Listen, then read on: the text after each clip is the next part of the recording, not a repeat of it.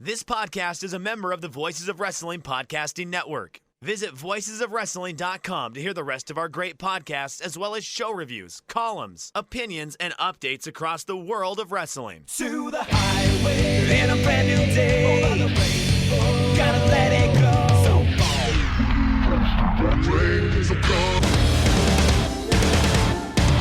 fast to finger down. Dance tonight together.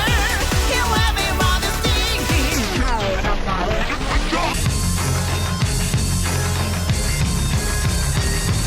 你看到我就怕，头皮发麻，我的手。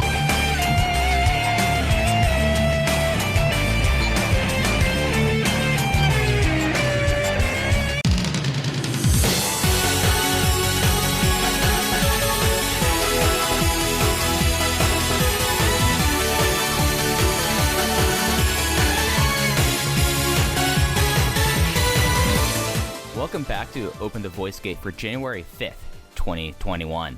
We are members of the Voices of Wrestling Podcast Network. You can find us on the Voices of Wrestling feed or on our own dedicated RSS feed on all podcast platforms and applications.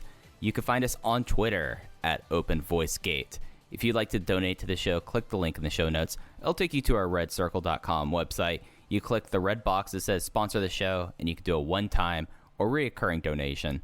No obligation whatsoever, but I always like to give special thanks to all of our previous donors.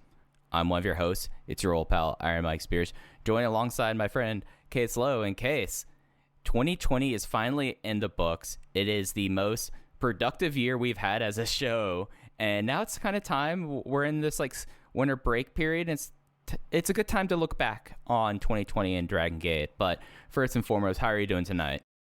I'm doing all right. Happy New Year to you, Mike. Like you said, this was far and away the busiest year of the show, which I'm glad that the world stopped for just long enough that I could justify within my schedule finding more time for Open the Voice Gate. I love the schedule we're on right now, and luckily for us, it's not like Dragongate really ever stopped outside of March and April. I mean, I watched more Dragongate this year, just current stuff, because I think more stuff made tape than ever before than in any other year prior. And like we talked about at the end of the show last week, with the exception of a few matches in Hokkaido on that last triple shot, I watched every single thing that made tape this year. So I am more than justified and more than qualified to throw out the awards for the Dragongate Open the Voice Gate 2020 awards this year. These awards are a shoot. There are no political implications like there would be for the Tokyo Sports Awards, etc. And I'm happy to be here with you, Mike. Yeah, so I went back and I was doing everything. And with the exception of some of the stuff early on in the year, like pre-COVID, I watched everything else. Like there was like a couple weekends in January and February that I wasn't able to watch everything. Going back and looking at like what it was, there was nothing that I felt like kind of would make me feel like, oh, I need to go and watch this before I feel like I can be authoritative about it. But this is probably, and with the way they do the network, the most Dragongate I've ever watched in a year since following this promotion. And it's been such a interesting year for Dragongate, and such a bold year that I know that we've been the ones that have been leading the charge that Dragongate should be the promotion of the year. And just looking back at everything and looking at my ballot sheet, I feel more and more vindicated with that stance each day. Oh yeah, I mean, to me, this is the promotion of the year because, you know, I've heard some people make the argument, I understand it, that, you know, New Japan peaked much higher on a greater basis. There are more great matches, and that's something when we talk about match of the year, Mike and I have a top 10, and I noticed not how quickly the drop-off is, but it wasn't like Dragongate had this year where half of my match of the year Voices of Wrestling poll is going to be Dragongate matches, but I had over 40 4-star Dragongate matches this year. They were thoroughly consistent, whereas New Japan, yes, they had, you know, the great highs, but they also had these tremendous lows. You can read about that in the New Japan ebook. I was notified that my essay in that book greatly upset some people and fan bases. which delighted me. Some of these fan bases who might have had a hard last few days, I'll put it that way. Look, you would have thought I wrote the essay about their mothers with some of the messages I saw that were sent to me. It was unbelievable. But, All Elite Wrestling, I thought was a tremendous promotion. They'd be my number 2 this year, but I don't think they were quite as consistent as Dragongate. And as I will continue to say on this podcast, Pro Wrestling Noah had an awesome in-ring year, but I hate their booking with such passion that I can't justify a vote in first or second place for them. So I think this is a really special year for Dragongate because I think they navigated the pandemic far better than any other promotion. And while it's not a 2005 or 2011, one of those years that we're going to look back on and go like, oh my God, the wrestling that year was so good, this was one of the better years in the history of Dragongate. And Mike, by the way, it hit me this morning actually that we are about to approach 10 years since Blood Warriors versus Junction 3, which is insane. Andrew Angry 216 in the Discord brought that up today. And it's kind of remarkable because, the big launch of it was that Osaka show, I want to say it was 1/16/2011, which, that's the other good thing about us doing so much content. We got to revisit Blood Warriors versus Junction 3, so it's so fresh in my mind. But yeah, that's coming up on that. And the way that I look at 2020 and Dragongate is a lot like how I look at 2011. And the way of 2011 and 2012 really set up the next 8 years for Dragongate. You had the big title run for Shima that set up the big 6. You had Akira Tozawa coming back. You had all these elevations, and you really had somewhat of a shift from going from the Shima Mochi led promotion to the big 6. And 2020, you really had someone like Naruki Doi kind of lead the way early on, and then really just kind of sinking or swimming with a lot of the younger guys as they came back from quarantine. And it's something that a lot like how I felt like that. And it's kind of, I found out that this is kind of a phrase I get made fun of, but how they gave Pac 8 months and they gave him the next 5 years. This was step 2 of that 5-year plan that now really is the next generation plan, was setting up everything this year. And star rating wise, it just was it did not have as many peaks. I'll say that all my top 10 matches in Dragongate were 4.5 stars or higher, but it's something that I kind of walked away with from this year, thinking that I probably in total enjoyed this year of Dragongate more than pretty much any year in recent vintage other than 2015. The amazing thing is, and as we're recording this, we don't have the cards for Kyoto, Osaka, or the 2 Korakuen Hall shows that are coming up. Starting on Saturday, there's 5 shows in 8 days for Dragongate, assuming they all happen. And if they don't, who knows? Well, Mike and I will cover it either with breaking news audio or on Twitter at OpenVoiceGate. We don't have the cards for those shows yet, but we are in a position where we left off with the Dragongate generation folding, with the Toryumon generation folding, and now with the supposed Natural Vibes reunion, as well as RED and Masquerade, I have no idea what this next year will look like. When we do this show in January of 2022, I have no idea who the top guys are going to be, who is going to be champion. Does SB Kento just run over Shun Skywalker this year? I don't know. And it's incredibly exciting to have this promotion that, yes, you still have your familiar faces in your Dois and Mochizukis and Yoshinos and guys that had great years, especially Doi, who we'll talk about a lot on this episode. But we are in a full youth brigade here, and it is so exciting to, Mike and I follow this promotion closer than anybody, and I don't feel like either of us have a great grasp on what January of 2021 will look like, and that's an exciting feeling. There is, and this might be a fun thing to do. My one prediction that is such a prohibitive minus 1,000, or you pay $10 to get paid back $1 for our European fans, odds wise, is I could say RED in this carnation will not exist in this fashion. There'll still be a lot of members of it, but we'll have a new heel unit in 2022. But looking at the rest of the card, the rest of the promotion, how things are set up here, it's we're still in this just generation shift. We're still in this change. But if you were going to tell me leading up into like, okay, so we sat down on January 5th, 2020, and if I was going, and you came from back in time, like, Mike, here's what's going to happen this year in Dragongate, I wouldn't have guessed that Kota Minoura and Jason Lee would have been a long-term Twin Gate champions. I wouldn't have guessed that Kento Kabune would become one of the biggest supernovas in wrestling today. And it's just like, it's kind of hard to, like, it's easier to see trends and kind of like raise your eyebrow, but it is incredibly hard to like predict something 365 days out in Dragon Gate. No, I would not have guessed that Kento Kabune would have dominated the discourse as much as he did over this past year, but it really seems like, you know, we've talked about it a little bit, that the Western interest in Dragon Gate greatly increased this year. You know, we had a real dull period in 2017 and 2018. When Pac came back, there was a little bit of a bump. When Kobe World 2019 happened, there was a definite bump. And then it seemed like things went up this year, and it wasn't even Shun Skywalker or Kota Minoura or Eita that seemed to really grab the attention of the Western fan. It was the rookies, and it was in particular SB Kento, which is just an incredible thing to think about when the baseline of talent is so high in this company. For a rookie to be grabbing the headlines, it is something that when I think of 2020, 10 years from now, I will be thinking of Kento Kabune, and hopefully that it was the sign of things to come and not a what could have been situation. Yeah, and that's the other side of the coin about predicting things out here. Oh, we could have thought at one point that, well, T-Hawk or Milano Collection AT would have been the people we've built on build the company on their backs, and that wasn't necessarily the case. So it's going to be interesting. Which award do you want to give out first?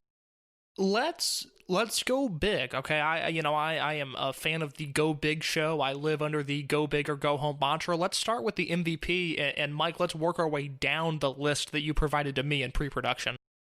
Yeah, so MVP, this is your Flair Thez Award if you're an observer voter.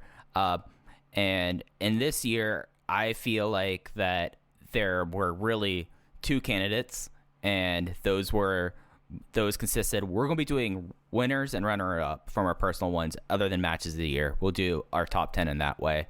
But I only thought there was really two candidates here, and I feel like it comes down to Naruki Doi or Eita. And I think Naruki Doi, hands down, was more of an MVP this year than Eita. So I thought that Naruki Doi was my MVP and Eita was my runner-up. That is very interesting. I will concur with you that Naruki Doi was my MVP as well, which 20 years into his career, I think is an incredible accomplishment. This year completely reframed the way that I think about Naruki Doi. I think this year made me reevaluate him. Obviously, I talk about it on the show all the time. Mike, Alan Forel, and I are involved in a refresh of the Greatest Wrestler Ever project. Doi was not someone I really considered in 2016 when I voted. He is someone that I will be considering heavily for the 75 to 100 spot on my ballot when I turn it in 3 months. I think this was far and away the best year of his career. He was marvelous. He is the MVP, in my opinion, but our number two differs slightly. I think we're both on the same track of a strong heel, but for me, it is not Eita, who, for as hard as I've been on him, I thought Eita had a very good year. He had the match of his life against Naruki Doi at Memorial Gate. He was, a very prominent member of a lot of big, great multi-man matches this year. But for me, it is Kaito Ishida, who I thought was just so captivating from January through December, and someone that, around May of this year really started with Mike and I when they did the Empty Arena shows, where we were trying to plot out when can Kaito Ishida dethrone Eita as the leader of the heel unit. Obviously, that has not happened, but it is something that I think sooner rather than later, we're going to see an Ishida elevation from Ace Bravegate champion to Dreamgate contender. And so for me, Ishida was my number two guy this year. Ishida would have been my three, just because of the reasons you mentioned. I felt like that he did so much this year to really cement himself and really kind of be at the forefront of the under 25 movement in Dragon Gate. And it's something where I totally understand that. He is someone that you look at what he did, especially like starting up, like he was having like sneaky great Bravegate matches against like just for example, Genki Horiguchi on their second to last show before Shutdown. And he's someone that I do feel very highly of. We'll be talking a lot of Kaito Ishida. Eita just was something that, like, if I look at this also as a kayfabe award, which I kind of do in a way, the way I treat MVP, he ran through King of Gate. He won the Open the Dream Gate at Memorial Gate. He then, pretty much with the exception of Final Gate, main evented every single big show in Dragon Gate for the remainder of the year. And it's something where I feel like the two of us, we are relatively, I don't want to say pessimistic, but I will say that I feel like that we are realists about Eita and where Eita's kind of position is in the company, and is he a guy or is he just a guy? But he definitely made that huge step forward that I felt like kind of edged him out over Kaito Ishida in my mind. Let me ask you this, as someone, I know you didn't follow New Japan closely this year, but I do feel like you have a really good grasp on the wrestling world as a whole. If you had to vote for your Flair Thez award today in the Wrestling Observer Newsletter Awards, would Doi be in your top 3? Oh, Doi would be my Wrestler of the Year. He is for me as well. He is my number 1 when I submit that ballot. So mine would be Naruki Doi, Mayu Iwatani, and then Tetsuya Naito. Those are my top 3. As I quickly pull up that Google Doc, I have Doi, Omega, and Moxley as my top 3. It's something where with AEW stuff, as someone who like really has to cover AEW, it's not that it's something that it's so difficult for me to put a North American wrestler up there for it this year. Like, and that's entirely it. Like, I think Moxley did the best work of his career. I think Kenny Omega made people remember that he's Kenny fucking Omega, pardon my French. But I just, you know, I feel like that those 3 wrestlers and 3 of the larger companies in Japan really kind of made the step forward, and they had the opportunity to draw. And I feel like that it's something that's really sad that Jon Moxley had this incredible run, but it was all behind closed doors for the most part. Mike was late to this recording as he was diligently watching AEW Dark tonight, so thank him later with a donation to Red Circle, because this man is paying his dues. I mean, someone has to sit here and watch the pro wrestling podcast known as AEW Dark and chronicle all the insane things that Taz says. It's just what I do. Mike, I know this is the Dragongate show, but you have to give me 90 seconds to talk about how much I love Taz. Go right ahead. He is the best thing in wrestling. Legitimately, I love this Team Taz gimmick so much. My mom was in the room during Dynamite last week, which was the Brody Lee tribute show. Interesting show to walk in on. And I was explaining to her, I was like, you know, Taz was an announcer when I was a kid, and they've got this guy Powerhouse Hobbs who is cool, and Ricky Starks is like, I know people that know Ricky Starks. He seems like a cool dude, and they've got this kid Hook. Hook is just like, he's gonna be the guy. I'm telling you, he's gonna be the guy. And Taz at Excalibur on AEW Dark is the most entertaining thing there is. I just listened back to Taz on The Art of Wrestling, which was taped in like 2016, and Taz was an awesome guest. He comes across like such a good dude on that episode. I love Taz so much. I hope in the future, like the Case Low Mike Spears Produce show, I want SB Kento being managed by Taz. I think that is what we're putting our mark money towards. Oh, absolutely. Like, sadly, they might be... that might be the match that we have on before intermission, because we've already talked about, like, it's going to be like a Super Shisa match up top, like, just because. Well, of course, Super Shisa's main eventing the show. But, like, Keisuke, like, could you imagine if Taz watched Keisuke Ikuda? I think that would blow his mind. If we have anybody in AEW that listens to this show, can you please show Taz Keisuke Ikuda matches? Because I think that is exactly what Taz is looking for in wrestling. I mean, they build assassins with Team Taz, and there's no bigger assassin in Dragon Gate than Keisuke Ikuda. Mike, so. I think I'm going to buy the shirt. I think I want the Team Taz We Build Assassins t-shirt, and I haven't bought a wrestling shirt in like 5 years. There's something that I will reveal that I have bought when it comes in that I'll tell you off air, Case, that you will be very hyped for, that should be coming my way real soon. I'm delighted. That is an outstanding tease, Mike, and I think it's time for us to talk about our most outstanding wrestlers.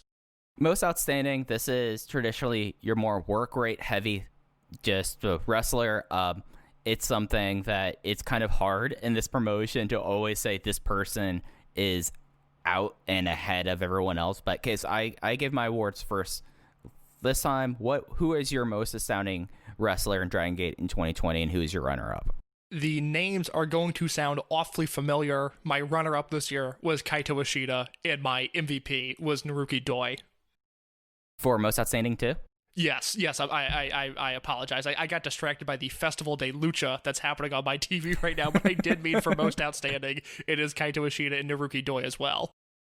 So, I have that reversed. Kaito Ishida is my most outstanding, and Naruki Doi is my runner-up. And I feel like that those two really are heads and shoulders above everyone else. Like, I'm looking at my top 10 list as we're recording. In case, only 3 of my top 10 matches of the year did not involve those two. Yeah, it is just a ridiculous year. Doi is obviously aided by the KZ, Yokosuka, and Eita Dreamgate defenses, which were all phenomenal. But the thing that I realized when I was doing voting for the SFM 50 this year, which that list should be coming out any day now, is after August when Doi dropped the Dreamgate, he was still in great matches on the undercard, semi-main event, multi-man matches. He didn't really have anything high level after August, with the exception of the unit disbands match, which he was phenomenal in. But yeah, Doi, I think we got to see a few different sides of him this year, which I really, really liked. I'm impressed by the fact that a guy that won, for me, most outstanding, could have the great main events, but is really aided by his work in the middle and on the beginning of those cards. And then, yeah, Ishida, I think it comes down to the fact that I love this Ishida versus Okuda feud so much, but I feel like I was lower on their singles matches than most people. My favorite Ishida singles match this year is his match versus Maria. I thought that was a better singles match than any of the Ishida versus Okuda matches, and so I kind of felt like I had to give Doi the edge here as well. So Doi, my MVP and my most outstanding, and Ishida, my runner-up for MVP and most outstanding. And it's something where I totally see your justification there. I'm a little bit higher, and I think that's what puts him up there for me. When I'm like looking over just like at people who pop in my top 10 list, I feel like my third place probably would be either Susumu Yokosuka or KZ this year. Just like looking at what I have here, and those two have been such stalwarts that like there's a reason why they like gave them all these shots, and that they were such a big factor of the promotion this year. Because you look at KZ, who is someone that really in a lot of ways is hitting his prime and is now getting the focus that a lot of people were really calling for him, like dating back to 2017. But like Susumu Yokosuka, first he put the Bravegate division on his back, then he went to All Japan and gave them the best stuff that All Japan really was doing, at least for the first half of this year. And then, just super solid stuff. And it's going to be real interesting with these two guys at this point being linked to each other going to next year. But I feel like those would be my third placers if we were to go deeper into this. I thought Ben K had a really, really great year, and the thing that he is lacking is a standout singles match, but Ben K probably would have been my third. I just liked everything he did this year in the ring, which is incredible considering the fact that I know at one point on the show I was talking about how it felt like Ben K had been so de-emphasized in the booking, but he was a Dragongate champion this year, and I have a handful of Ben K matches in my top 10. Yeah. I feel like our top 10s are pretty divergent, so I'm going to be excited when we get into that. Next up, Rookie of the Year. I think we could, if we went at a time that's open for delay, I think we both have the same Rookie of the Year and runner-up. The strongest class that I think Dragongate has had in a long time dating. And for this, like pretty much, like everyone completed their rookie year this year, basically. So the only person that I didn't consider in this was La Estrella, just because like it's just too soon for him to be like that. I'll consider him next year. But you look at the class of 2020, one of the most successful ones, one of the ones that's going to be so riveting to watch them throughout their careers, to see like how much of this incredible potential that they showed just straight out the gates will carry over. My Rookie of the Year, SB Kento. Come on, it's SB Kento. And then my runner-up was Hip Hop Kakuda, which kind of like hurts me because how much I love Takedo Kame, but you just like look what happens if you're in a match that I give 5 stars to, and you just become like such figures in the promotion within the first 12 months of that year debut, then you're the ones who are up on top, and that's kind of how it shook out for me. That is fascinating because I have Kamei as my runner-up, and I was expecting you to have the same. Yeah, I think Kamei. I don't know. I liked him so much. Now, obviously, Kakuta's great, and the whole class is great. Fujikawa's great. He just had his face kicked off, and so he's been recovering since September now. But yeah, I think Kamei. The thing that I like about him is that he is already assimilating a place for himself on the roster. I did not use the word assimilating there correctly, but that's okay. He has already carved out his own place on the roster. We kind of know what Kamei is, and I think that's super impressive a year into his career. Kakuta, we finally drew the comparison that he's kind of the next power junior they have, but we still don't. I don't know what this next year is going to hold for him. I obviously expect it to be tremendous, but I don't know where he falls in the pecking order just yet. So I gave it to Kamei. I will say, if you're voting in the Observer, with all due respect to Kamei and Kakuta, they are the Libertarian Party in this instance. They are splitting the vote. They are a third party. Do not vote for them. We are voting Kento Kabune this year. Look, Anna Jay, nice woman, seems awesome. I like her as a wrestler. She is not the Rookie of the Year. Do not split the vote and give this to Anna Jay or Pat McAfee. This is Kento Kabune's year. And if you vote for Dominic, you need to re-examine your life. I will say the thing that got a lot of people really mad at me on Twitter. I will bully you out of your lunch money if you vote for either Pat McAfee or Dom Mysterio. That's just, you can't evaluate them as actual wrestlers in WWE with how they phrase things right now and how protected they are. I obviously disagree. I get the McAfee voters. I have a fundamental disagreement with them. They are the John McCain of Rookies of the Year, where, look, they seem like a nice guy. I wish them well, but I have fundamental disagreements with things they believe in, and Pat McAfee is no different. No. I mean, come on. Like, everyone who said, like, SB Kento would have won. Like, I'll go DSA here. SB Kento would have won the Tokyo Sports War, and and anyone who votes against SB Kento is someone who's dooming wrestling existence. I mean, because this is something that's going to live on forever. Like, as long as the Observer lives, there will be Reader Awards here. And Case, I know the two of us, we have kind of gone through this year how the electorate has evolved over the past 12 years, but it's SB Kento. It's like the most surefire thing since Utami Hayashishita.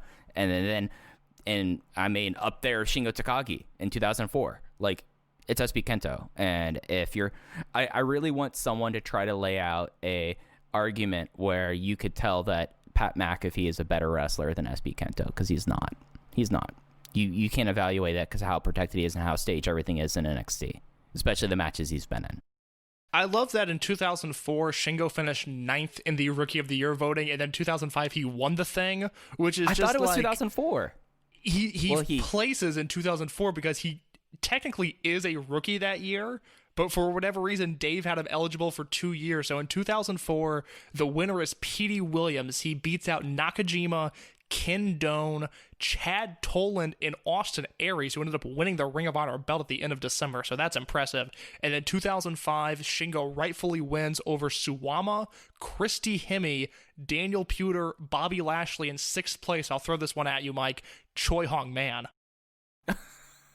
That makes me so happy. You have no idea how much that makes my evening, Case, hearing that. Holy crap. Like, we'll do a spinoff where we're just going to go through Observer Awards. We're going to do our own version of Between the Sheets. It'll be an hour, and we're just talking about awards. Look, I love that Dragongate alumni Choi Hong Man also finished well in Rookie of the Year that year. That speaks to the class of the Dragon system. That speaks to how well these kids are trained. I'm just wrapping my head around this case. This is...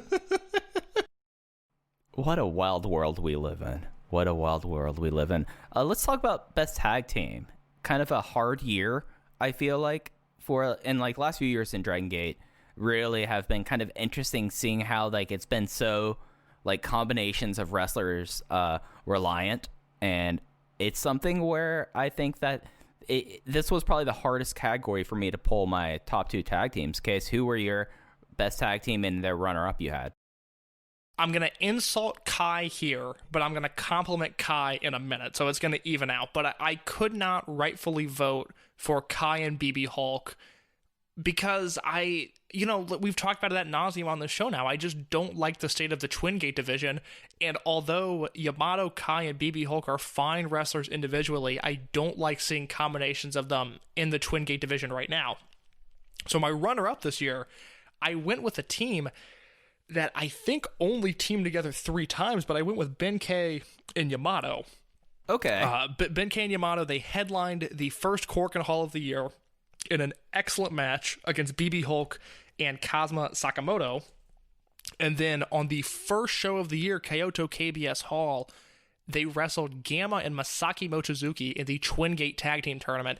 This is what started Gamma Wrestler of the Year 2020 on the Mike Spears whiteboard, and I also thought that match was tremendous. So 2 out of the 3 matches they worked were above 4 stars, and that was good enough for me. And then I went with Jason Lee and Kota Minoura as the winners because I thought their Twingate run was very fun. I'm glad they got the elevation they did, and they were a damn good tag team. Yeah, Minoura and Lee, easily my tag team of the year. Like, just head and shoulders above everyone else. It was so hard to come up with a second one. I had to like dip in deep for this, and my number 2 tag team, they do hold tag belts, case.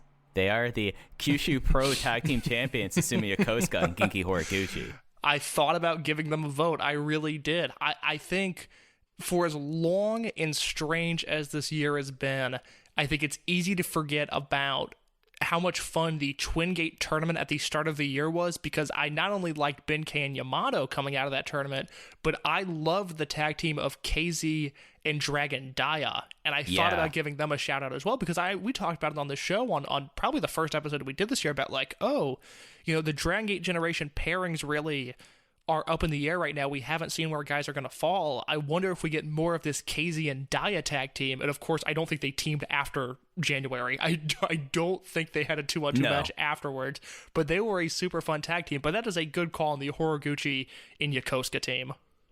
I mean, I did not watch the Rikyu Dragon shows, but the idea of them now having like their own like little mini micro company, I guess, affiliation between Kyushu and Ryukyu Dragon just really interests me. And I think Susumu and Genki as like this I don't even want to call it a feeder company, because it's not. It's just like a relationship as their tag team champion. It's just greatly amused me whenever they came out with those belts. And, they had a really fun match against Mentai Kid, and the guy that was, I forget who it was in that match, but he was just like the biggest person I've seen in a long time, and it just greatly amused me. So I'm all right with that. And then that brings us to our most improved. This is one that I feel like that there's a lot of things we could leave to interpretation here. Like, what does it mean if someone's most improved? Does it mean they're getting elevated? Is it the little things? But I think that there's one person who really made that step, and we've talked about him a lot. My most improved wrestler of 2020 in Dragongate, and someone who I think, again, should rank highly in the Observer Awards just from where he started and where he at the end of the year, is Diamante. And my runner-up, and this is probably more me than Case, because I was a down person on this wrestler when they debuted, but they had such a strong year that it was really discouraging to hear about their injury. But my runner-up for most improved was Dragon Dia. Interesting. If I would have done a top 3, I would have had Dia in that 3rd spot, because we figured out by the end of last year, like, this guy's getting really good. And then, I mean, like I've said, I think he's the most exciting wrestler in the world right now. Whenever Dragon Dia is in the ring, I do not know what he's going to do. And I certainly don't want to put the pressure of comparing a small masked wrestler to Rey Mysterio. That's not what I'm doing.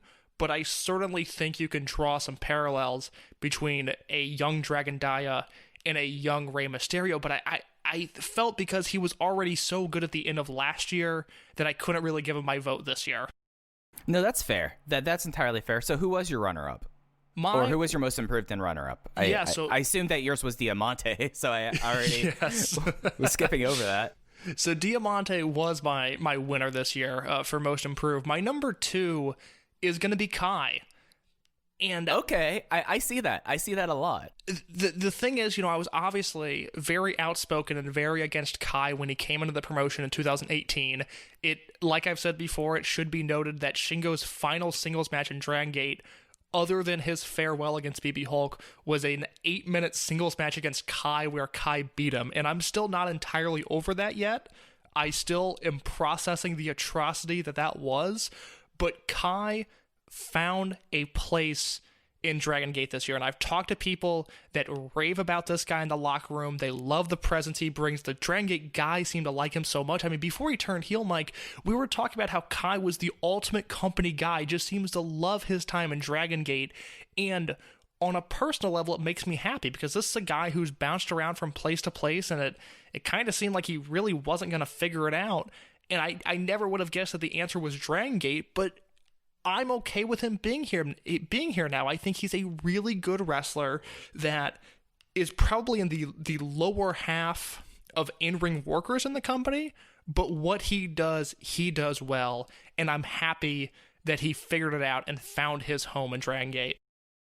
Yeah, and it's something where like I've heard the same things that you have, that like apparently like an absolute gem of a person.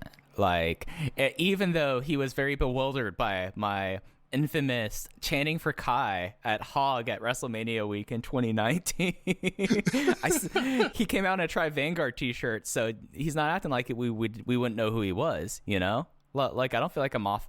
I don't think that I'm off base saying that, but yeah, like, it's not just that he kind of like acclimated to the promotion. I would argue that he really started doing that last year. I mean, I loved that Champion Gate tag team Twin Gate match with him and UT. I mean, I've gone on about that match a lot over the last like 20 months, but him now as like the just absolute just prick, for lack of a better words, now in RED. It owns, he rocks, and you know what? I think that's a very valid second place thing. I totally see that. And then they'll bring us to Breakout Star. This is the person that we feel like has made the biggest step up and has, for lack of better words, broken out in the company this year. We've seen this before where KZ undoubtedly was a breakout star in the past over the last few years. Shun Skywalker probably in 2019 was probably one of the breakout stars there. But Case, who do you have as your breakout star of 2020 and who is your runner-up? So I'm afraid that my breakout star of the year might be cheating, and I want you to tell me if it is because I have a replacement option, but I have listed that my breakout star of the year is SB Kento. You see, I think that's fair. Like, given the year he had, and he was on the roster in 2019, like for the last week of the year. He debuted at the end of 2019. I feel like he had such a rapid character transition from where we saw him pre-pandemic as a pretty basic young boy into, once crowds returned, it was like, oh, wow, this guy's really put it together, to obviously the name change and the heel turn and this and that. We've seen a character arc with him this year, and it just seems like it would be silly not to include this guy that was, obviously in the opening matches in January and is now headlining shows in December. I feel like we have to count him. No, I think you're totally justified in that.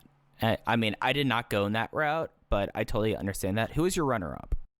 My runner-up, and again, might be cheating, but I went with Shuji Kondo because I feel like Kondo completely revitalized his career this year.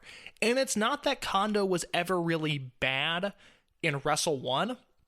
At times he was actually very good. I mean, I love the match he has against T-Hawk, for example. It's funny that Kondo is really the one guy that has kind of navigated the OWE and Dragongate politics because, he worked against the Strong Hearts guys in Wrestle 1 on a consistent basis, and his interactions with Shima felt super heated and super unique.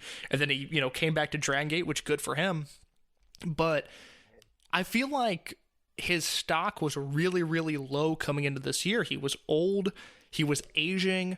We had seen, the Wrestle 1 stuff, and then he was working J-Stage a little bit.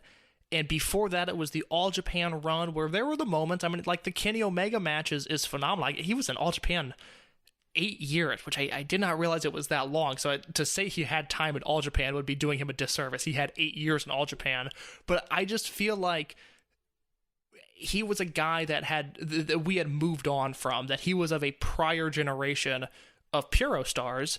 And when he came back to the company in July, he felt fresh, he looked rested, he looked tremendous in the ring, and I think he has been a great addition to the roster. So it is just nice to see Kondo really figure things out this year, and I hope he's with Dragongate for the remainder of his career. Yeah, it's kind of a low-key feel-good story this year. It really is. And it's something that, I mean, he went from someone that on camera for like whatever, I forget what they called their wrestling school, because it wasn't just for Wrestle One. It also, I mean, you had people like Hana Kimura and Reka Sakai or Saiki go through there as well. And one of the people, I forget who it was, or if they even debuted, like brought up like, where's your dream you want to end up in? And the person said Dragongate, and the look that Shuichi Kondo had on his face, like you would have told him that like I murdered a pet of his. Like it was that much disgust. And it's something about how like everything has changed over the last now we could say 18 months. And how everything, or not 18 months, what am I saying? The last 30 months. And how it's just been like this new era, this new like family co-op era of the company that basically everyone is welcome back. And it's really something that like I do hope he remains in Dragongate for his career. It's something that you like look at him and you look at like how it is there. And I mean, he's still Shuji F and Kondo in a lot of ways. It's kind of like that the time off and the time away, he comes back, and you know it's something that whenever like he's been in a match with Dragon Kid ever since then. I know that for a while I always was like, is he going to eventually just King Kong lariat this guy's head off? And that's gonna be something that I'm always going to be anticipating and looking forward to, because he's such an awesome guy. I didn't go with either of those. I totally think you're justified in your reasoning of those. My breakout star is Dragon Dia.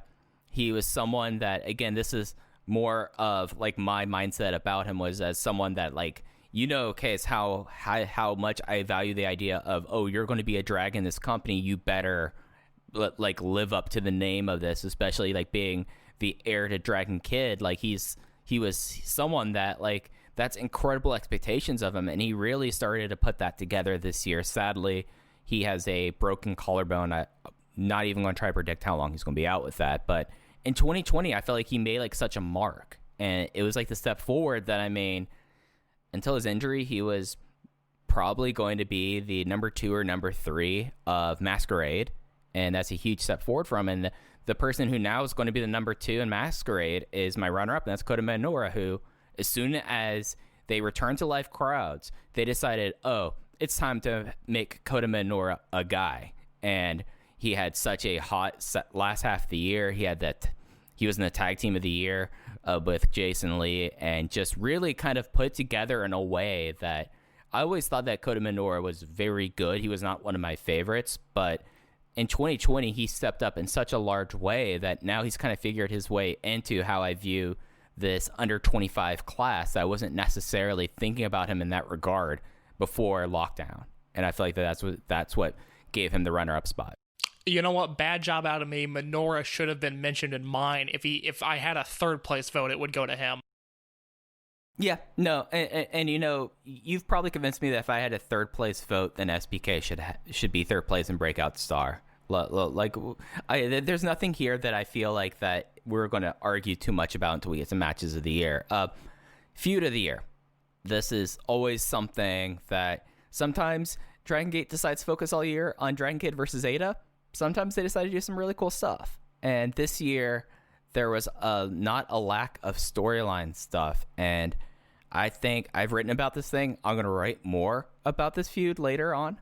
And I think that Keisuke Okuda and Kaito Ishida was one of the best in-ring feuds that they've had across the calendar year, that I think is probably up there, not up there with Ricochet and Pac, which will always be like the crowning achievement of the Bravegate title to me, but it's up there, and my runner-up just because of like how complete of a story that I only kind of realized after we did Final Gate was RED versus Storymon. I feel like that they really executed that part of the three-way Generation War in an exceptional way. And it was a very satisfying way of starting the year, kind of targeting all of them to really focusing in, you know, Hyo's trick of being able to be the person who forced Torimon to disband is something that I'm going to remember for a long time. So who were your top feuds of the year?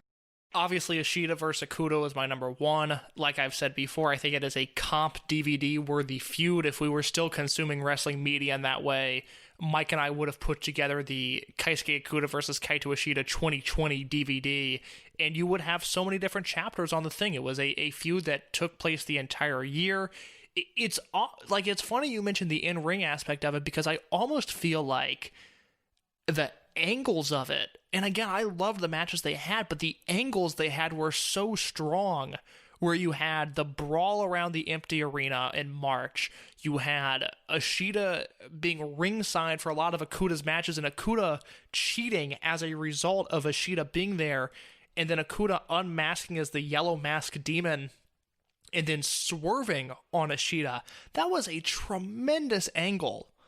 And I think the angles were just so strong in this feud. As for my runner-up, I stayed away specifically from RED versus Toryumon, or Toryumon versus Dragongate Generation, or whatever it is. I wanted to go a little bit more specific with it. And that's fair. I'm not totally satisfied with this answer. It was really hard for me finding a runner-up, but I did go with Daya versus Inferno, which we obviously haven't seen the conclusion of, or maybe we have now that Dragon Daya seems to be out for a prolonged period of time. But I enjoyed every chapter of this feud so far. I think the Daya Inferno debut was incredible, and it took him a minute to really figure out what he wanted to do in the ring. But once he figured it out, I'm in love with his in-ring work right now, and I love their interactions on recent shows. Yeah, I mean, the only real bummer about that feud is now I don't know if or how they do a payoff for it in any sort of satisfactory fashion, I would say. Like, it's just going to be tough. It's going to be tough because, collarbones are tricky injuries. UT was out for almost 10 months, but also UT is not the person I use as a guideline on how quickly someone heals for something. So I don't know about that. And I don't know if Inferno is going to exist as the Inferno character while they wait for Dragon Daya to come back just to do the conclusion of that feud. So it's going to be interesting, but I think you're justified in saying that. I mean, the only other big shout maybe I would do probably would be the way they built up Naruki Doi versus Ada was really interesting between you know what? I knew I was forgetting something, and that's it. It's probably Doi versus Ada in a runner-up, because that was a satisfying build with a tremendous payoff. Yeah. Just from the way that they kind of built that across the empty arena stuff into the arenas, and then finishing the feud with with their first big show back, I felt like that was something that if I was going to go that way, that would have been my runner-up if I was going to go RD versus Toryumon. Next up is a new category case that we only kind of developed this year.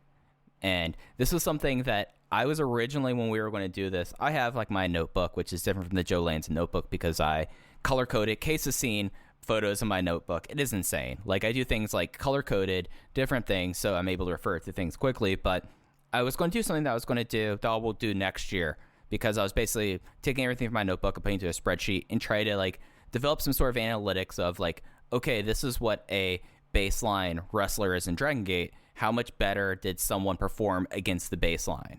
I didn't have the time. I just didn't really have the forefront to do that. But while doing this case, we were talking, and I realized there's been a lot of sneaky great shows this year that weren't your major tentpole shows. So this category is what I call the non-major show of the year.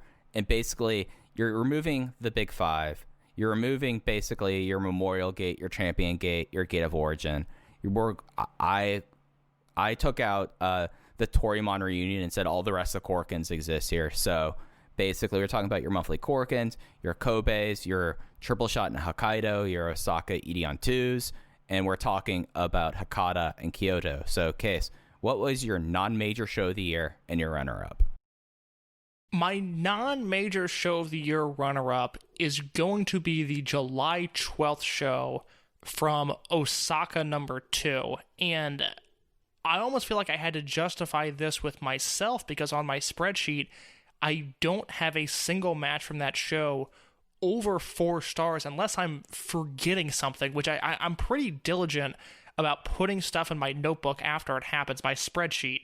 So I don't think I'm forgetting anything, but this was the show with Don Fuji versus Sora Fujikawa, Diamante and Ishida versus Horiguchi and Ultimo, Doi and Kondo versus Shimizu and Eita.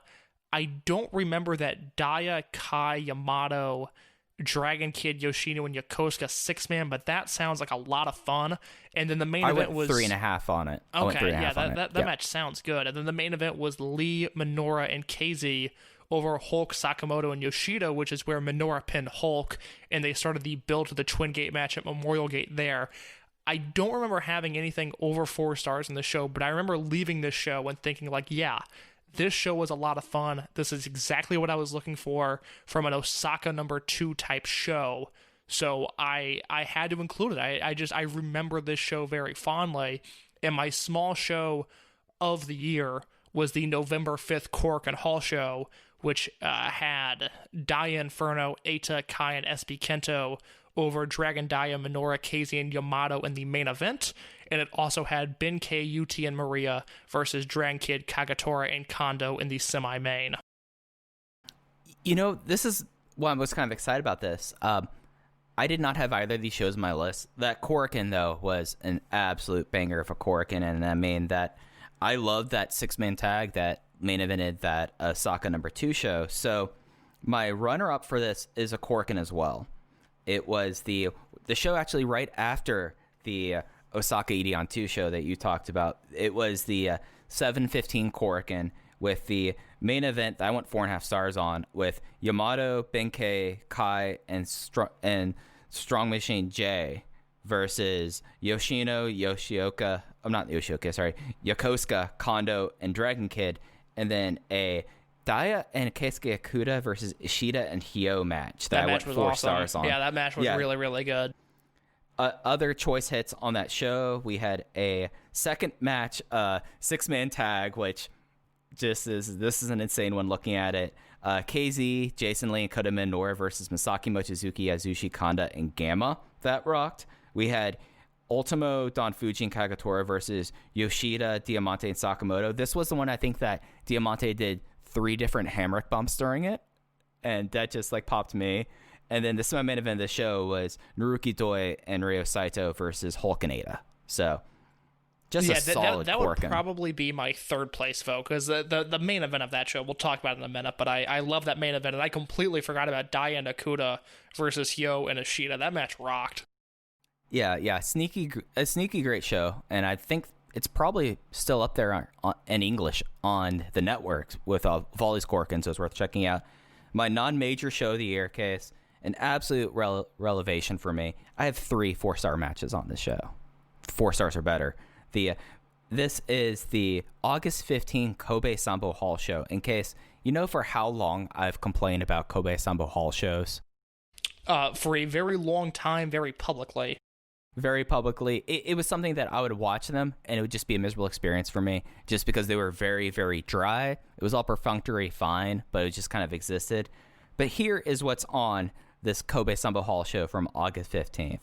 It opened with Masato Yoshino, Ryo Saito, Dragon Kid versus Strong Machine J, Jason Lee, and Keisuke Okuda. That went 3.25 on. KZ and Gamma versus Kazuma Sakamoto and Diamante, 2.75. It was inconsequential but fun. And then the last 3 out of the last 4 matches on the show, I went 4 stars better. UT versus Masaki Mochizuki, which very much a Mike Spears match. This would be my contribution to the Open the Voice Gate produce would be a match like this.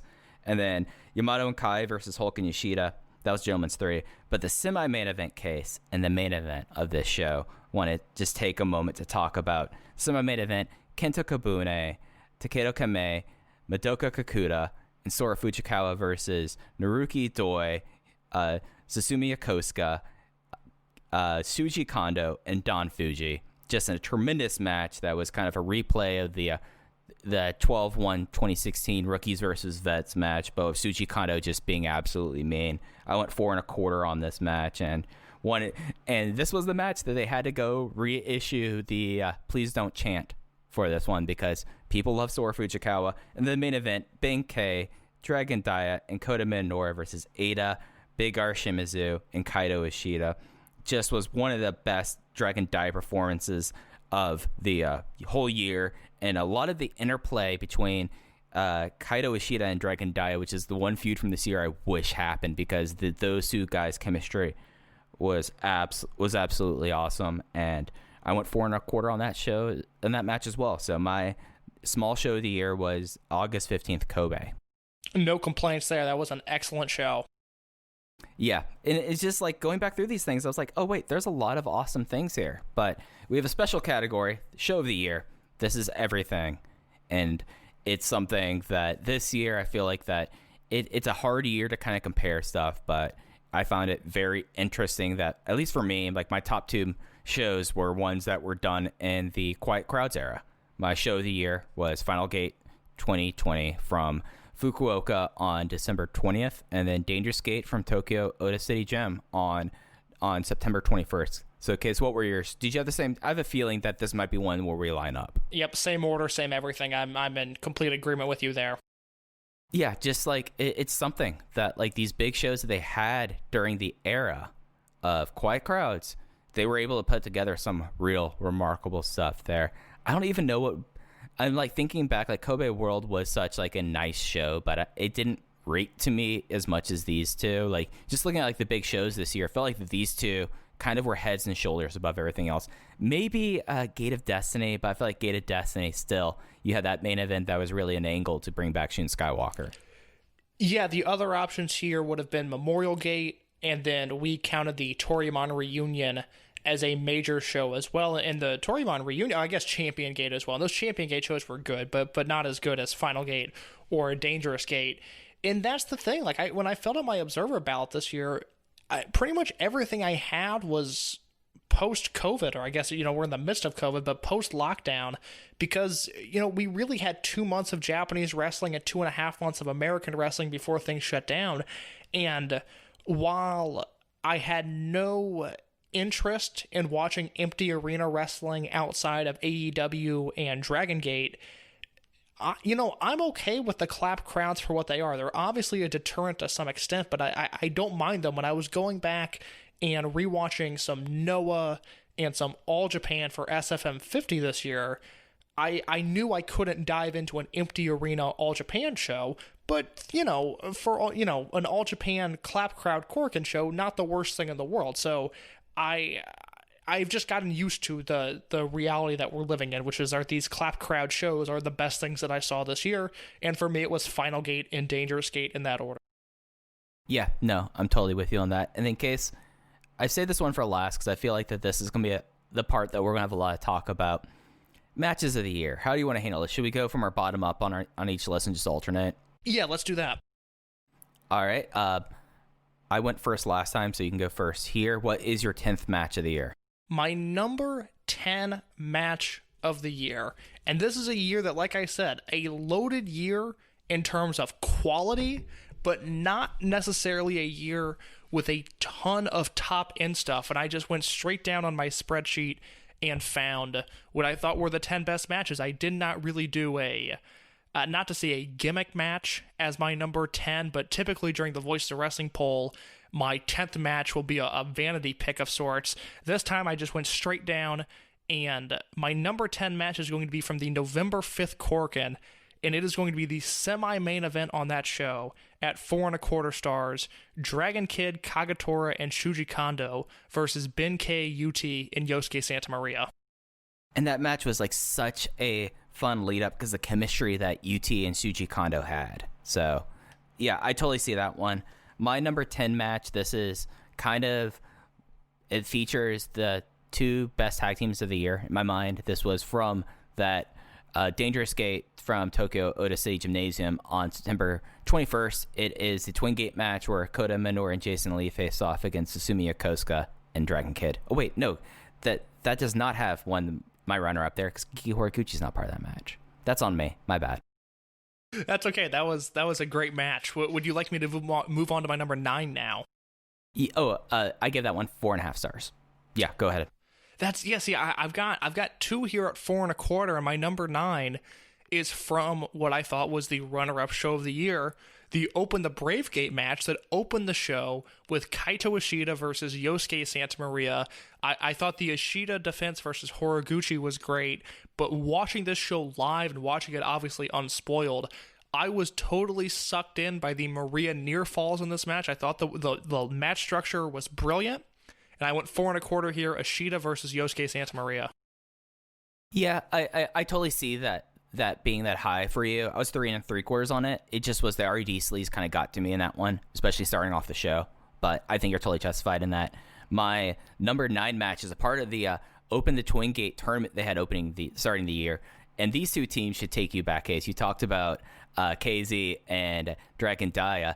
Jason Lee and Yosuke Santamaria versus Masato Yoshino and Sutsumi Yokosuka from January 12th in Osaka, Edion number 2. I went 4.5 on this one. And I think this might be my vanity pick of the year just because how much I absolutely loved how the crowd was buying into Yosuke Santamaria in this match. God, that match feels like it took place about 5 years ago. Yeah, I remember this. I remember liking it, but at the time thinking it was a little too long. And I think Alan Forel was a big proponent of this match, and I know you were, and I ended up coming across as the low person on that. But yeah, that is an excellent match. Yeah, I just adored it. And, it's just one of those things that it was long, but also in this tournament that had some stinkers in it. I was glad to have this one. We move to the to the 4.5 star portion of my list with the November 5th Korakuen Hall show yet again. This time it is the main event of Daya Inferno, Eita, Kai, and SB Kento versus Dragon Daya, Coach Minoura, KZ, and Yamato. I think this is the perfect encapsulation of modern Dragongate. Yeah, just everyone was working. This is where Inferno kind of clicked with me on this show. Like, this was the thing, it was something that took me a little while, but I feel like that they really kind of worked it real well and started really getting over the SB Shooter as a concept in that. My number 8 match was the special singles match from Tokyo Odo City Gymnasium. It was Mr. Oda City, Naruki Doi, having a rematch with the man he beat earlier this year, KZ. I went 4.5 stars here. Just was exactly what I love about these KZ just special singles matches that he has had. And, it's something that Naruki Doi always brings in something special to Oda City Gymnasium here. And it's not going to be the first time I talk about about these two guys in a match here, but I feel like that this one was a step back from their Dreamgate match they had in February. Number 7 for me, and I'm going back to another show that I already talked about. My number 10 and my number 8 were from November 5th. My number 9 and my number 7 are from September 21st. My number 7 match of the year at 4.5 stars. It is BB Hulk versus Eita versus Kai versus Masato Yoshino versus Yamato versus... Did I forget somebody here? Hulk, Eita. Shimizu. Thank you. Yes, I did not have Shimizu in my notes. Hulk, Eita, Kai, Yoshino, Yamato, and Shimizu in the 6-way steel cage match. It's always hard for me to rank these steel cage matches. But I totally see, I think I'm the low person on this one. I went 4 flat on it. But I think that the emotion and the post-match stuff really kind of added to it. It's just hard for me to grade the cage risk matches for me. But I think I made the decision this year, and I talked about it on the podcast. I am ready to rate these matches with a star rating. I need to retroactively go back and rate especially 2011 and 2016, which I think have been the high points. But I think I've seen enough of these now to know how to contextualize them and, in my mind, rate them like a normal wrestling match. And it's something where, going back through the cage matches, just how they've changed and how they evolved, I'd almost want to start from the first one and then watch them through the present, just to see how they've changed and evolved. Because I feel like if I just cherry picked in a way, I would be like, wow, this feels relatively tame in relationship to the others. So I think that'll be interesting to see what your, retrospective ratings on those matches will be. If you want to watch the first cage match, it is on the Dragongate Network in the Toryumon section. That is from Absolutamente 2001. That's right. Absolutamente 2001. You're right. I completely forgot about that one. My match 7 is for the Open the Bravegate. This is Keisuke Okuda versus Kaito Ishida 4 from Kobe World Kennen Hall on November 15th. It's something where I know that for someone like Rich Kraetsch, these matches like reached out and grabbed him. I really enjoyed them. But I enjoy them more as kind of like the overall story. I went 4.5 stars on this. I still think like the idea of Keisuke Okuda definitively winning the feud and moving on was kind of remarkable. But, you know, I didn't hold it as high as I did the one they had just 2 weeks before that. Yeah, I think that is a fair assessment there. My number 6 match of the year, and we turn to the Hopeful Gate show on July 15th, the main event with Ben K, Yamato, Strong Machine J, and Kai against Dragon Kid, Masato Yoshino, Shuji Kondo, and Susumu Yokosuka.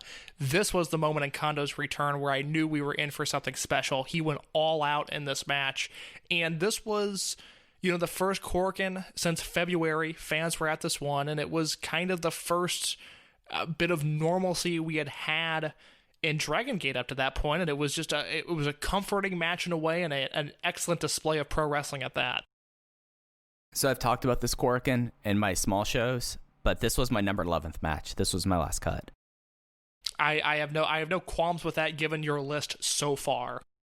Yeah, this is where I think we're going to start diverging a little bit. My number 6 match was for the Open the Dream Gate title at Wakayama for the Memorial Gate show from August 2nd, Naruki Doi versus Ada. Case, I know you are much higher on this match than I am, but I felt like this was very exceptional. I felt like this was like Naruki Doi did what he did with the Dreamgate title, prepare it for Ada to cement Ada's big year. But 4.5 stars, and I love the finish of this. It just was something that this match now in retrospect, like Ada going clean and that being it, and then the remainder of his Dreamgate run being kind of sleazy, being typical Rudo, kind of feels weird in retrospect to me. And I feel like that might be something why I have this match a little bit lower than you do. Yeah, I think that's fair. I will talk about it a little bit later on because I do think it is one of the best matches of this year. But I do want to talk about my number 5 here as we continue with what I thought were 4.5 star matches. The January 15th Korakuen Hall show main event, Ben K and Yamato versus BB Hulk and Kazuma Sakamoto. This match was unreal. I thought this match was so incredibly stiff and hard-hitting for a Dragongate match.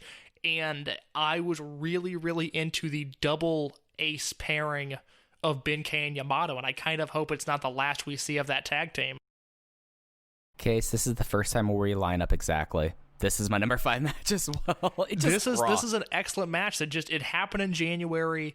I think the Toryumon reunion show stole its spotlight a little bit, and also it happened in January of 2020, so nobody remembers it anyways, but this was a really great match. There was a double Ragnarok during this match that I completely lost my shit during. Like, it just was very brutal. I liked Hulk and Kazuma Sakamoto as a tag team. It kind of played out the string. I like Kazuma Sakamoto a lot and like the role he has here. And he was really great in this. Like this was mostly kind of like a 2-on-1 match with Hulk coming in at moments, but Kazuma was like the excellent heel foil here. Yeah, I completely agree. That is a really great match that I kind of wish, for as good as it was and for as hot as that crowd was, I think the community would remember it more fondly if it happened in like August or September of this year. But alas, we unfortunately had a packed Korakuen Hall red hot crowd. That is the world we're now living in. My number 4 for this year, Champion Gate in Osaka. This was the final match before lockdown. Naruki Doi versus Susumu Yokosuka at 4.5 stars. And, you know, to add on to Susumu Yokosuka's case, he has a career of seemingly under the radar 4.5 star and 4 3/4 star matches, and this is just another one of those. Yeah, Case, we lined up again. This is my number 4 match. It just is something where it was kind of like a sleepy title defense going into it, but Susumu Yokosuka, it's something that like I was so disappointed that the visa situation didn't work out last year, which that feels like a lifetime ago, talking about the visa situation in WrestleMania, because it would be the first time me getting to see Susumu Yokosuka live. And it's something that like he pulls out these matches that you kind of go into, it's like, oh, it'll be Susumu, it'll be good, and then he has a 4.5 star match of Naruki Doi, and it just was a remarkable match. It was one of those things that like for a while, this match, other than a Dreamgate match we were talking about earlier, like my top 3 were pretty cemented until how things really turned on towards the end of the year. And I was like looking at the world where this could have been my number 2 match of the year, and it was the last match they had before lockdown. 3 matches left. I know your top 2. I don't know your number 3, but I know for me, and this was a 4 3/4 star match, it is one that you mentioned already, Memorial Gate in Wakayama, Doi versus Eita. Yeah, no, I understand everyone who was a lot higher on this than I was, so I think that's justified. My number 3 match is for the Open the Brave Gate from Edion Arena, Osaka, from November 5th. This was the 3rd match in their series. Kaito Ishida versus Keisuke Okuda just was exactly what I wanted. I went 4.5 on this. Everything after this is better than 4.5 stars. I'm really tough on Dragongate, except I always write like a big thing of like I don't give a 5-star match very quick, very easily in Dragongate, and then I had to add in a note saying LOL. Well, this happened, but this was exceptional. I loved this series of matches. This was exactly what I wanted out of this feud, and really became. It's something where like I feel like there's a lot bigger things in store for both of these guys. But if we look back at this match and be like, hey, they had like this incredible series of matches, including like this great crowning achievement match for Keisuke Okuda, that's totally fine. And I felt like that this was pretty remarkable. My number 2 match of the year, and I expect Mike to have the same in the same position. February 7th, Korakuen Hall, your main event, Open the Dreamgate match. Naruki Doi defends the title against Mr. February, KZ. This is an insane match where Doi targets the neck of KZ and ends up hitting a muscular bomb in Korakuen Hall. And this match, you could have told me it happened 5 years ago. It just seems like it happened in a different universe now. But, oh my god, what an amazing match.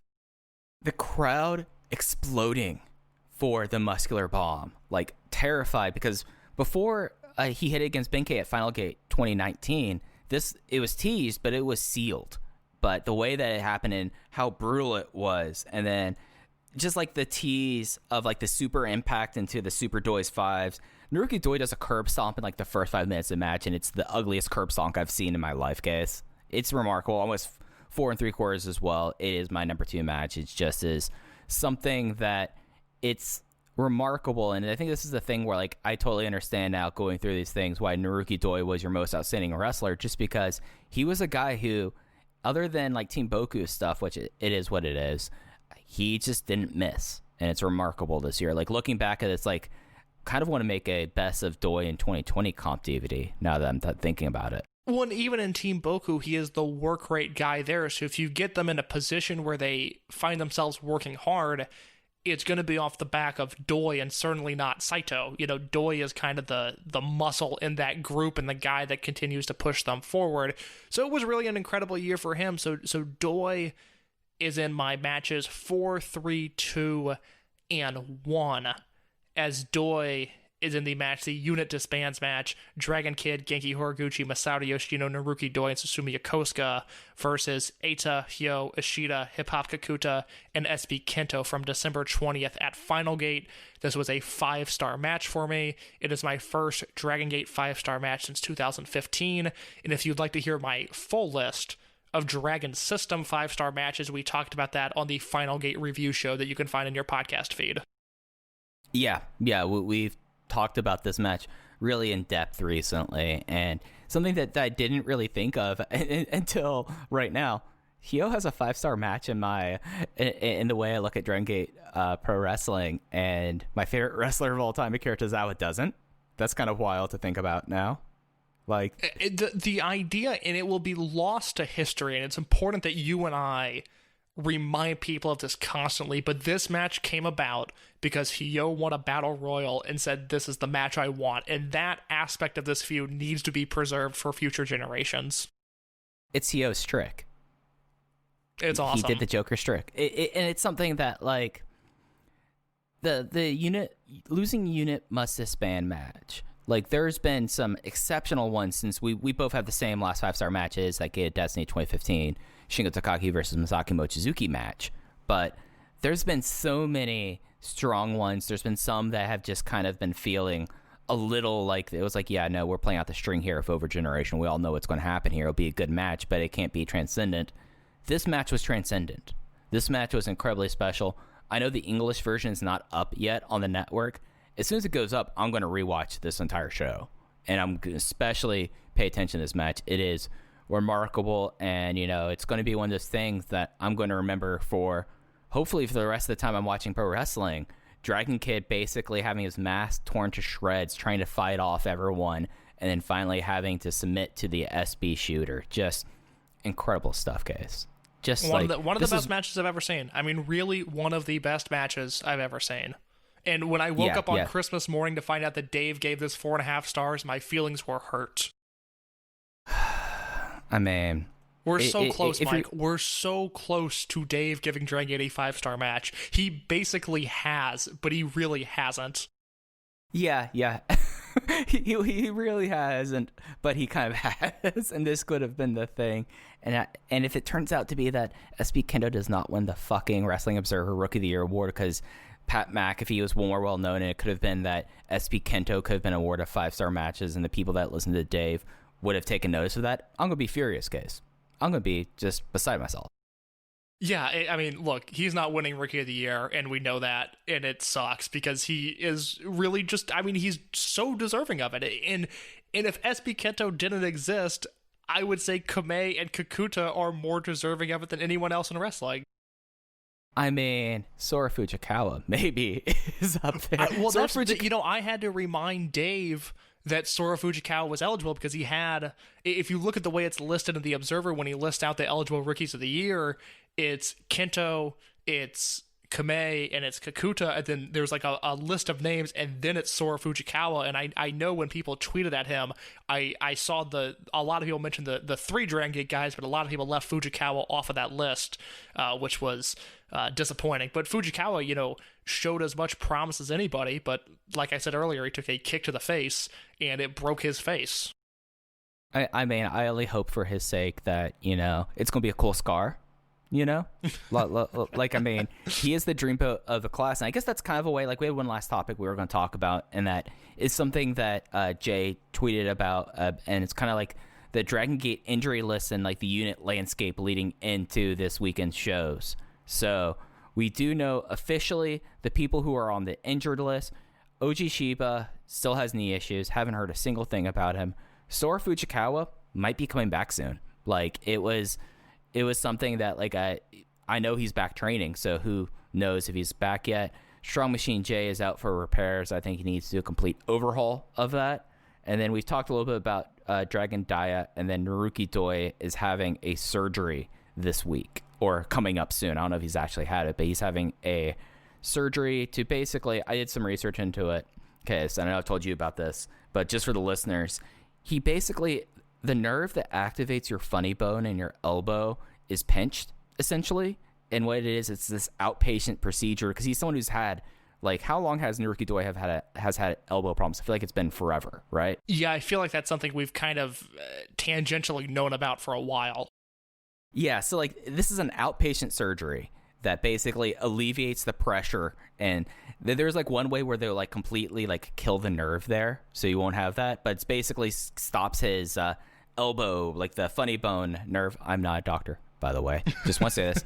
Not a doctor. But it basically deadens that, and it seems like it's a lot more minor. I said on the account that if he's out into Champion Gate, I would be surprised. Everyone else, Dia, don't really know. Strong Machine J, I mean, we've talked about his shoulder before. Fujikawa, hopefully he's back soon. And Oji Shiba just disappears when he gets injured. I don't know if you've heard anything particular about those 5 who are on the shelf right now. No, I have not heard anything about Oji Shiba. His brother, on the other hand, I have heard some wild rumors about that I will not. I don't know if I'm supposed to break kayfabe about those. It's not Dragongate related. But the crazy thing is, I can at least speak on Doi for just a second.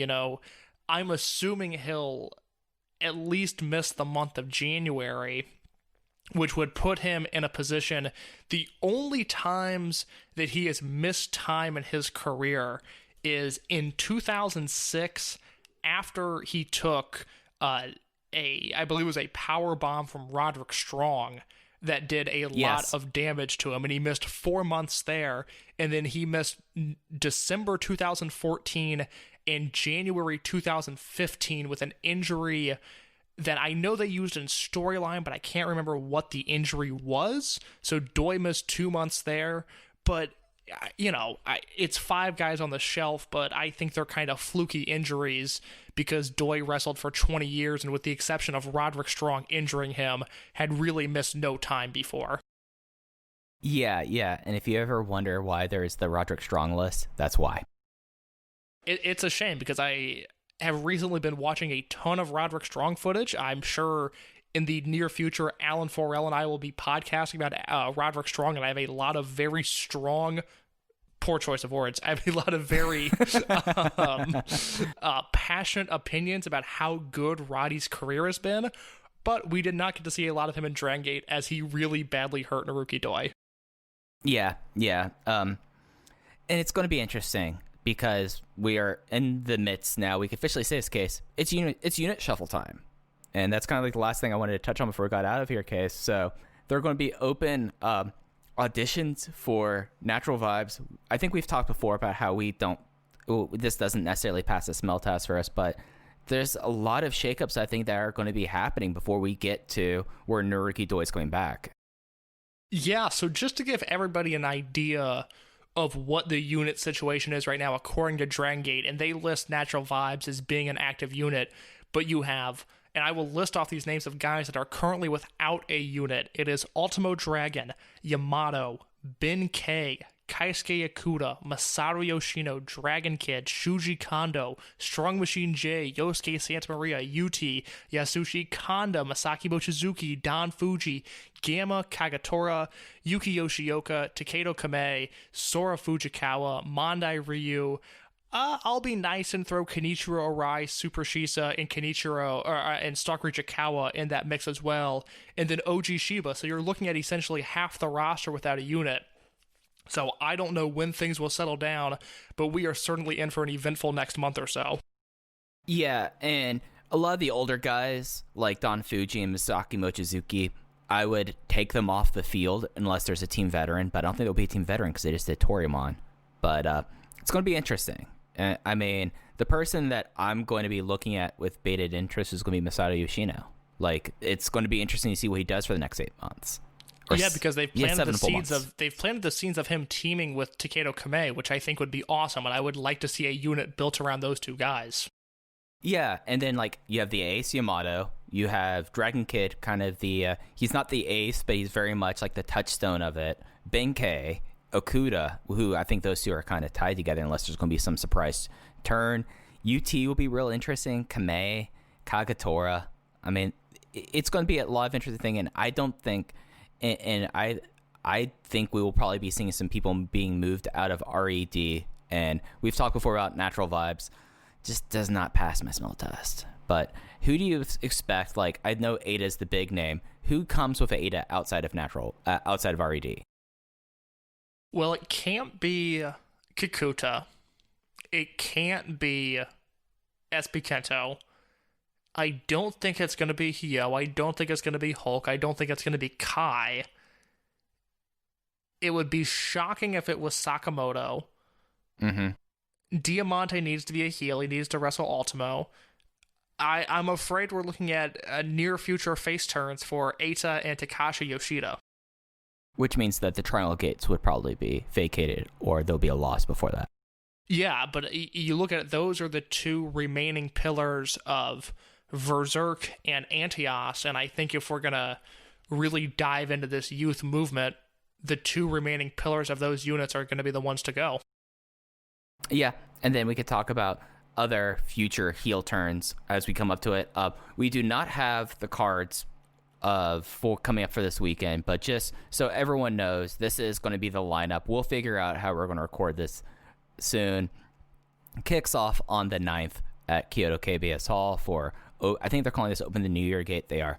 And then the next day, there'll be an Edion Arena Osaka 2. And then if it happens, things are kind of shaky. I haven't heard anything necessarily say that this order is coming in, but it seems like Tokyo might be locking down soon, which will be an issue because they have a back-to-back doubleheader in Korakuens on the 12th and the 13th. They return to the friendly confines of Kobe Samba Hall on the 17th, and then they have an across Fukuoka doubleheader on the 31st. Those are all going to be streamed live on the Dragongate network. There should be live English commentary, apparently, for the Cork and Hall shows if they happen. Haven't heard anything. It just does not necessarily look so hot at this time. Yeah, no, it certainly looks bleak. You follow just the culture and the COVID stuff a little bit closer than I do, so I will turn to you, and you're saying you don't know enough at this point to... It doesn't seem good, but we don't know anything for sure. Yeah, so they've requested a state of emergency, and these things have rollouts. Like, it takes a couple of days, because when they did the first one, it took like about 3 or 4 days, and that's why the state of emergency was kind of already called when Champion Gate was happening last year, and it hasn't been called. The one thing that I've told people to kind of keep an eye on, and one of these things now looks really shaky, is there's supposed to be a sumo tournament starting up in the middle of January in Tokyo, and usually a lot of places kind of will follow that. And then we're still a couple months away, but as this is going to be a situation that we're going to be living with, keep an eye on Japanese baseball, the Nippon Professional Baseball League, because a lot of companies kind of take their thing. It'll be interesting to say. I will say, if nothing really comes before the 10th, I would expect those shows would happen. I'm just not someone that can definitively say at this time that I think those shows will happen or won't happen. Just to be clear, I don't know anything. I'm using my therapy words. I believe that those shows are in doubt. Yeah, it certainly doesn't look good, but if Wrestle Kingdom that can happen, then I would certainly hope that the 2 Cork and Hall shows can happen. And it's unfortunate that we are beginning our 2021 discussion with a topic that plagued us, another poor choice of words, in 2020. But that's the reality we're living in, and take your vaccine. I just read an article about Hank Aaron taking his, and it made me kind of emotional. And it's just, there is light at the end of the tunnel, but it is a very long tunnel. I know that my grandmother, who's almost 90, got her first shot last week, so that made me very happy. My mom got hers this week. She got her first one this week, which is awesome. Hell yeah. Everyone go get your shots. Come on. Like, it shouldn't be a political issue. Just go get your shot. And go get your flu shot if you haven't also. Yeah. Do people actually get their flu shot this late? You know what? A point I had not considered. Maybe don't get your flu shot. I mean, if you haven't gotten your flu shot, you probably should see if you still get a flu shot. But you should probably, everyone go get your flu shots like in October or November. Come on, guys. Like, just be reasonable about this thing. But the one thing I'll say, even because I don't want to leave this on such a bummer note, if there's one promotion that I fully have complete confidence in that they will navigate the waters of a very uncertain 2021, it is Dragongate. As they've shown in 2020, they're the company that I have the fullest confidence on pulling off things last year, and I think they're going to pull off again this year. So whatever curveballs are coming their way, they're going to square up and either take the pitch or knock it out of the park. We were really down on Dragongate in 2017 and 2018 and pretty much the first half of 2019, and it was really nice to have this promotion back firing on all cylinders this year. I think it was a great promotion, or a great year for the promotion anyways, but especially with the given circumstances, it was as good as you could possibly hope for, and I hope for the same in 2021. Absolutely. And we will be here every week, as far as I know, talking about it. It's been such it's something that's difficult to say, like, given the circumstances, but being able to go 2 shows a week and doing the projects, and we have a lot of stuff in the pipeline as well with Case and I over the next year and longer, that it's exciting time, and it's been a great 2020 talking with you. I'm looking forward to this 2021 as well. Yeah, Mike, let's wrap it up. We got another podcast to do tonight. We are busy people. We're busy people. That's it. You can follow Case on Twitter at _InYourCase. You can follow me at Fujiheya. You can follow the podcast at Open Voice Gate. That's going to do it for us this week on Open the Voice Gate. We'll be back with you next week talking about the first shows of 2021. Take care, everyone.